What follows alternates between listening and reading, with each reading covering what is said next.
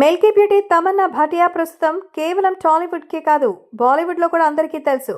కానీ ఇప్పుడు ఈ భామ బాలీవుడ్కే పరిమితం అయిపోయింది. తమన్నా చివరిసారిగా సికందర్ కా ముకద్దర్ సినిమాలో కనిపించింది.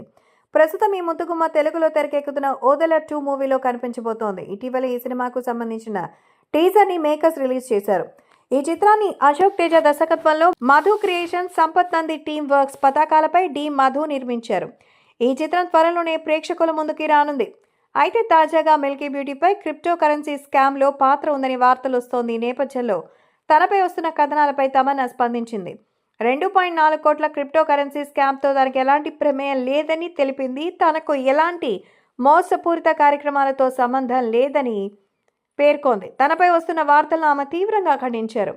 ఇలాంటి తప్పుడు ప్రచారం చేస్తే చట్టపరమైన చర్యలు తీసుకుంటానని వార్నింగ్ కూడా ఇచ్చింది. ఈ సమస్యను న్యాయపరంగా పరిష్కరించేందుకు తగిన చర్యలు తీసుకుంటానని తెలిపారు. తమన్నా మాట్లాడుతూ, క్రిప్టో కరెన్సీ స్కామ్లో నా ప్రమేయం ఉందని వార్తలు రావడం నా దృష్టికి వచ్చింది. ఇలాంటి నకిలీ, తప్పుతో పట్టించేలా వదంతులు ప్రసారం చేయొద్దని మీడియాలోని నా స్నేహితులని అభ్యర్థించాలనుకుంటున్నా. అలా చేసిన వారిపై తగిన చర్య తీసుకోవడానికి నా టీం పనిచేస్తోందంటూ చెప్పింది. తనపై వస్తున్న తప్పుడు ఆరోపణలపై తమన్నా తీవ్ర అసంతృప్తిని వ్యక్తం చేసింది. కాగా ఇవాళ ఉదయం నుంచి క్రిప్టో కరెన్సీ స్కామ్లో విచారణ కోసం తమన్నా భాటియా, కాజల్ అగర్వాల్ని పుదుచ్చేరి పోలీసులు విచారణకి పిలిచే అవకాశం ఉందని వార్తలు వచ్చిన సంగతి తెలిసిందే. ఈ నేపథ్యంలో తమన్నా స్పందించింది. కోయంబత్తూర్ ప్రధాన కేంద్రంగా క్రిప్టో కరెన్సీ పేరుతో 2022లో కంపెనీ ప్రారంభించారు. దీనికి తమన్నా తదితరులు హాజరయ్యారు.